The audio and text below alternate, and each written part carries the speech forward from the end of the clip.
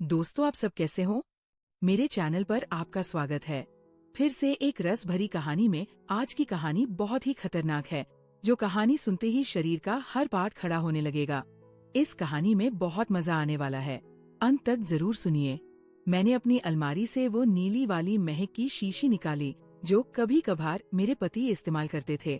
मेरे पति का नाम विक्रम था। मेरे पति जब ये महक लगाते थे, रात में मेरी रूह कांप जाती थी। उनका स्पर्श इतना कोमल था कि मैं सारी रात उनके सपनों में खो जाती थी। एक दिन क्या हुआ, मैं किचन में चली गई। मैंने इलायची वाला चाय बनाया और उसमें एक खास जड़ी मिला दी ताकि विक्रम को थोड़ी ज्यादा ताकत मिल सके। ऐसा करते करते रात के 11 बजे बज चुके थे। फिर मैंने जल्दी से चाय का कप उठाया और विक्रम के बेडरूम में चली गई। लेकिन विक्रम तो दूसरे शहर में बिजनेस ट्रिप पर थे, तो मैंने सोचा कि अब तो रोहन ही है जो मेरा इंतजार कर रहा होगा। रोहन बड़े बेसब्री से मेरा इंतजार कर रहे थे। जैसे ही मैं अंदर आई, रोहन उठकर खड़े हो गए और मुझे घूरने लगे। जब वह कुछ नहीं बोले तो मैंने ही पूछ लिया, ऐसे क्या देख रहे हो? बोलो ना, मैं कैसी लग रही हूँ आज? रोहन ने हकलाते हुए कहा, आज तो मन कर रहा है कि आपको अब भी अपनी बाहों में ले लूं।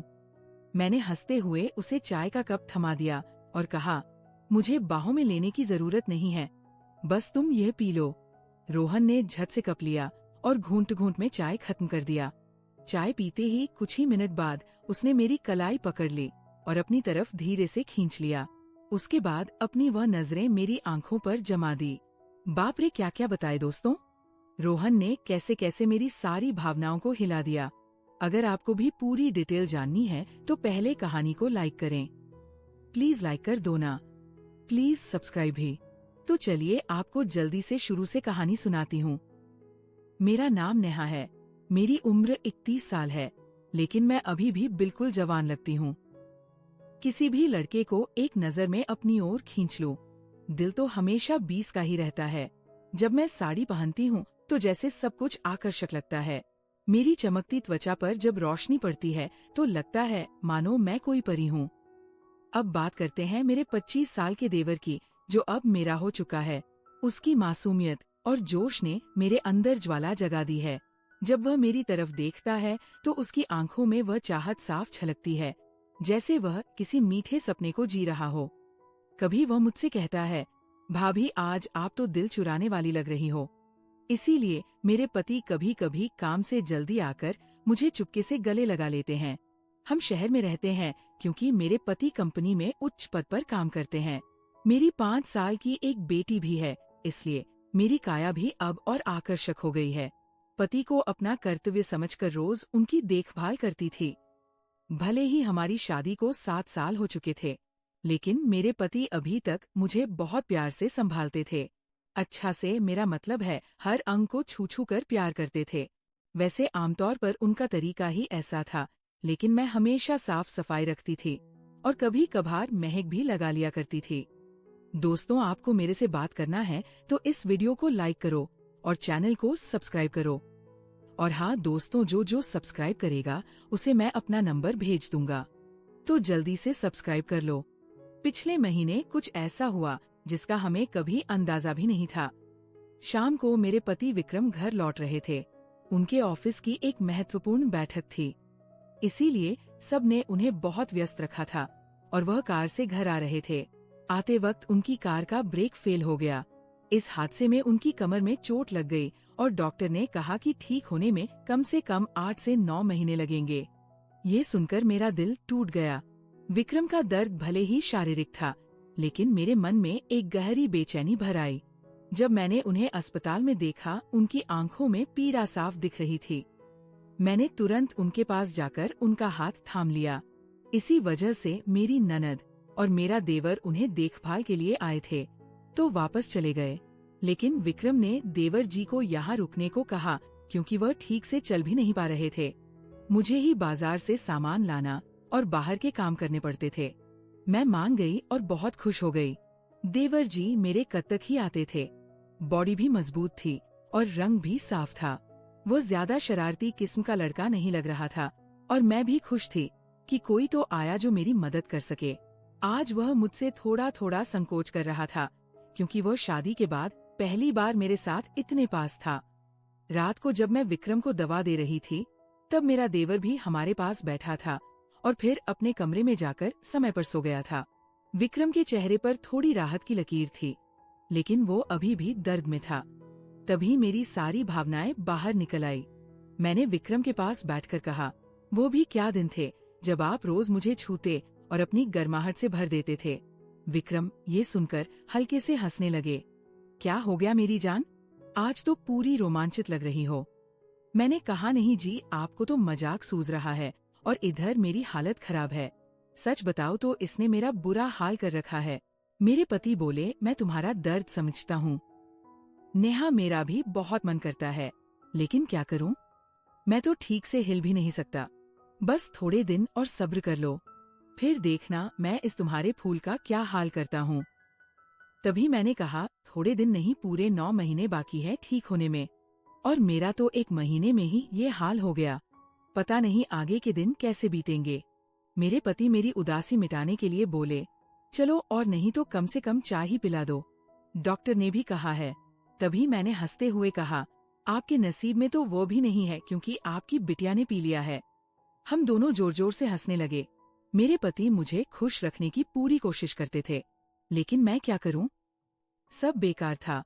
थोड़ी देर बाद विक्रम सो गया, क्योंकि उनकी दवाइयों में नींद की गोलियां भी थी, लेकिन मुझे नींद कहाँ आ रही थी। इसीलिए मैं खड़ी होकर देवर जी को देखने चली गई कि वह सोया है या नहीं, लेकिन वह अब पीवी तक जाग रहा था और मोबाइल देख रहा था। मैंने उसके कमरे में जाकर कहा, हुआ रोहन, 12 बजे बज चुके हैं और तुम अभी तक नहीं सोए, लगता है तुम्हारे मन नहीं लग रहा है। वो उठकर बैठ गया और बोला, नहीं भाभी, ऐसी बात नहीं है, बस यूं ही फोन देखते देर हो गई। फिर उसने पूछा, भाभी आप भी तो नहीं सोई? मैंने कहा, मुझे तो आजकल नींद ही नहीं आती। रोहन ने पूछा, क्यों, क्या बात हो गई? मैंने हंसते हुए कहा, नहीं, वह मैं तुम्हें नहीं बता सकती। जब तुम्हारी शादी होगी तो तुम्हें खुद ही पता चल जाएगा। मेरे मुंह से ऐसा सुनते ही रोहन ने अपनी नजरें नीचे कर ली और अंदर ही अंदर मुस्कुराने लगा। तभी मैंने कहा, अरे तुम तो इतनी सी बात पर शर्मा गए। अच्छा बताओ, अभी तक कोई लड़की पसंद की है या नहीं? रोहन कुछ नहीं बोला, उसे अभी भी संकोच था।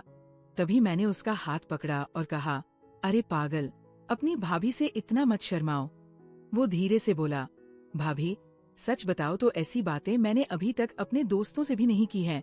मैंने कहा, अच्छा, तुम मुझे अपना दोस्त ही समझ लो ना, क्योंकि मुझे ऐसी बातें करने में बहुत मजा आता है।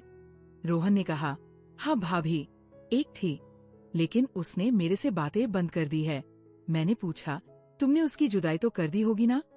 रोहन बोला, नहीं भाभी सच बताओ तो मैंने उसे ठीक से छुआ भी नहीं था। मैंने मुंह बनाते हुए कहा, तुम तो बड़े सीधे हो। चलो कोई बात नहीं, अब तुम मेरे पास आ गए हो तो मैं तुम्हें अपना प्यार देकर जवान कर दूंगी। मैं बातें करते करते रोहन के कमरे में ही गई थी। सुबह जब मेरी आंखें खुली तो रोहन बेड पर बैठा हुआ मुझे ही देख रहा था। मेरे उठते ही रोहन ने मुझे गुड मॉर्निंग बोला। जब मैंने पूछा, क्या देख रहे हो, तो शर्त वह बोला, भाभी आप सच में बहुत आकर्षक हो। वो हम मुस्कुराते हुए बोला, अच्छा, तब तुम सुबह सुबह आकर्षण का मजा ले रहे हो और रात को तो बड़े शर्मा रहे थे। वो मुस्कुरा के पूछने लगा, भाभी आप बुरा ना मानो तो एक बात पूछ सकता हूँ? मैंने कहा, अरे पागल, मैं क्यों बुरा मानूंगी, पूछो क्या पूछना है। उसने मुझसे कहने लगा, भाभी सच सच बताना, आप जो 3-3 किलो की ये थैलियां लिए घूमती हो, आपको भारी नहीं लगता क्या? उसकी अब बात सुनकर मेरी हंसी छूट गई। इसके बाद रोहन मुझसे काफी खुल गया था और अब वह मुझसे ज्यादा शर्म नहीं करता था। इससे मैं भी बहुत खुश थी, क्योंकि अब मेरा भी समय अच्छे से बीतने लगा था। रोहन को आए हुए 20 दिन बीत चुके थे और वह मुझसे काफी खुल मिला गया था।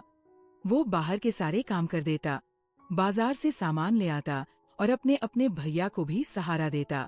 मेरी तो बहुत सेवा करने लगा था। शाम को मेरा सिर भी दबा देता और कभी कभी मेरे शरीर को भी आराम देता। लेकिन मेरी चाहत दिनोंदिन बढ़ रही थी और मैं मेरे पति की हालत अब भी वैसी ही थी। अब सब कुछ मेरी बर्दाश्त के बाहर हो चुका था। मैंने सोचा कि अब तो रोहन ही है जो मेरी मदद कर सकता है। वैसे मेरे मोहल्ले में भी 3 लड़के रहते थे जो कॉलेज जाते थे। वे भी मुझे देखते थे। जब भी मैं छत पर कपड़े सुखाने जाती तो वे मुझे ही देखते और पहले तो मैंने सोचा कि उनमें से एक को सहारा ले लूं ताकि कुछ दिन काम चल जाए। लेकिन फिर मैंने सोचा कि मैं इस घर की इज्जत हूँ और कल को पता नहीं ये मुझे या मेरे पति को बदनाम कर दें, इसीलिए मैंने उन्हें अनदेखा किया। लेकिन रोहन तो घर का ही है, इसीलिए मैंने तय कर लिया कि वही मेरी मदद करेगा। आज मैंने पक्का फैसला कर लिया कि आज रोहन से काम ले ही लूंगी और अपने सूखे दिल को रोहन से ही भरवा लूंगी। उसके बाद मैं किचन में खाना बनाने चली गई। जैसे ही रोहन नहाकर ताजा होकर किचन में आया, मैंने सब्जी काटने का बहाना बना दिया। मैं किचन में ही साड़ी का पल्लू नीचे करके काम कर रही थी। मेरी बेटी अभी दादी के घर गई हुई थी, क्योंकि घर में उसे देखने वाला कोई नहीं था। इसलिए इसलिए अब बाकी का काम खुद करना पड़ता था और घर में मेरे पति और रोहन के अलावा कोई नहीं था, तो मुझे डर भी नहीं था। जैसे ही रोहन अंदर आया, वो मुझे देखकर एकदम हैरान हो गया और कहने लगा, सॉरी भाभी, मुझे माफ कर दो, मैंने देखा नहीं और बाहर जाने लगा। तभी मैंने उसे रोक लिया। अरे रोहन, क्या हुआ? कोई बात नहीं, अंदर आ जाओ। रोहन बोला, भाभी ऐसे मैं अंदर कैसे आऊं? मैं कहा, ऐसे वैसे मत करो और जल्दी से आकर मेरी मदद करो। रोहन का मन भी कर रहा था, लेकिन मैं उसकी भाभी थी, इसीलिए वो थोड़ा हिचक रहा था। फिर अब मैंने उसे कहा। धीरे धीरे रोहन किचन में आ गया और पास आकर खड़ा हो गया। वह मुझे देखता ही रह गया। तभी मैंने कहा, ऐसे क्या घूर रहे हो? क्या तुमने आज तक नहीं देखा? वो बोला, माँ कसम भाभी, मैं आपको बता नहीं सकता कि मुझे कैसा लग रहा है। बहुत ही अद्भुत है भाभी। मैंने कहा, तारीफें करना छोड़ो और यहाँ मेरी मदद करो। तभी रोहन बोला, भाभी मुझे नहीं पता कैसे करना है। तो मैंने कहा, अरे बेवकूफ, इसमें कुछ नहीं करना, ये लो पकड़ो और बस धीरे धीरे सहलाओ। थोड़ी देर बाद जब रोहन के हाथ नरम होने लगे तो मैंने सोचा कि अब मेरा आगे झुककर सही से काम करने का समय है। मैं आगे झुकी और रोहन ने पीछे से मेरी मदद करने लगा। लेकिन कुछ देर में ही रोहन का मन शांत हो गया। तो देखा कि अलीसा रोहन का काम तो पहले ही पूरा है। उसे देखकर अब मेरा मन बहुत उदास हुआ, लेकिन फिर भी मेरी हंसी निकल ही पड़ी। मैंने नाराजगी से रोहन को हल्का धक्का मारते हुए कहा, ये क्या किया बेवकूफ, तुमने तो शुरू होने से पहले ही पूरा कर दिया। इसके बाद जैसे ही रोहन का उत्साह ठंडा हुआ, उसने हड़बड़ाते हुए कहा, सॉरी भाभी, सॉरी, वह मैंने ऐसा कभी नहीं किया, इसलिए मुझसे ऐसा हो गया। मैं अभी जाकर साफ करके आता हूँ। उसे चला गया। मैंने भी उसे ज्यादा नहीं रोका, क्योंकि मैं समझ चुकी थी कि ये उसके लिए इतना आसान नहीं होगा। इस चक्कर में आज खाना भी लेट हो गया था, इसीलिए मैंने जल्दी से खाना तैयार किया और विक्रम को कमरे में देने के लिए चली गई। वो अब भी बैठे बैठे खाने का इंतजार कर रहे थे। विक्रम बिल्कुल सीधे साधे और नरम दिल वाले आदमी हैं। वह मेरी बहुत चिंता करते हैं। जब मैं उनके लिए खाना लेकर गई तो पूरा पसीने से तर हुई थी। मुझे देखकर वो बोले, इतनी जल्दबाजी क्यों करती हो?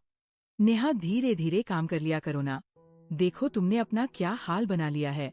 तब मैंने उन्हें छेड़ते हुए कहा, ये तो कुछ भी नहीं है, जब तुम काम करते हो तो मेरा इससे भी ज्यादा बुरा हाल हो जाता है, और तब तो मैं तुम्हें रुकने के लिए भी कहती हूँ, लेकिन तुम तो हाँ कहकर तेजी बढ़ा देते हो। मेरे मुंह से ऐसा सुनकर मेरे पति मुस्कुराने लगे। तुम भी ना नेहा, कहाँ की बात कहाँ ले जाती हो। इसके बाद विक्रम ने खाना खा लिया और मैंने उन्हें दवाई भी दे दी। दवाई लेने के बाद उन्हें नींद आ गई और वो आराम करने लगे। मैं भी काफी थक चुकी थी, इसलिए मैं नहा धोकर ताजा हो गई। इसके बाद मैं रोहन के कमरे में उसे देखने के लिए गई तो वह भी सो चुका था। फिर मैं भी आकर आराम करने लगी। शाम को जब मैं रोहन को चाय देने गई तो वो बैठा फोन चला रहा था। मुझे देखकर उसके चेहरे पर मुस्कान आ गई। मैं भी उसे देखकर हंसने लगी और मैंने उससे पूछ लिया, क्या बात है रोहन, आज तो तुम काफी खुश लग रहे हो। तो वो बोला, भाभी वो मैंने पहली बार ऐसा एहसास लिया था, प्लीज आप बुरा मत मानना, मैं सच बता रहा हूँ, बिल्कुल मेरे से काम नहीं बन पाया। तभी मैंने उसे रोकते हुए कहा, अरे बेवकूफ, मैं कब बुरा मानने लगी, वैसे सच बताओ तो मुझे भी अच्छा लगा। इसके बाद मैं रोहन को चाय पकड़ा दी और उसके साथ बैठकर पीने लगी। हम दोनों बातें करने लगे। आज रोहन के मुंह से मेरे लिए तो तारीफें ही बरस रही थी। वह बस मेरी प्रशंसा ही करता जा रहा था। भाभी, आप बहुत खास हो। मैं तो सोच रहा हूँ कि जिंदगी भर आपके साथ ही रहूं। इन 20 दिनों में मुझे स्वर्ग जैसा लग रहा है, और ऊपर से आपकी सुंदरता। मैंने मुस्कुराते हुए कहा, आज तो तुम्हारे मुंह से सिर्फ तारीफें ही निकल रही हैं। लगता है रोहन मेरा हाथ पकड़कर बोला, आप सही कह रही हैं भाभी। अब आपको भी मेरे काम में मेरी मदद करनी होगी। अब तो आपको मेरी बात माननी ही होगी। प्लीज भाभी, मना मत करना। बस एक बार के लिए मेरी हमसफर बन जाओ।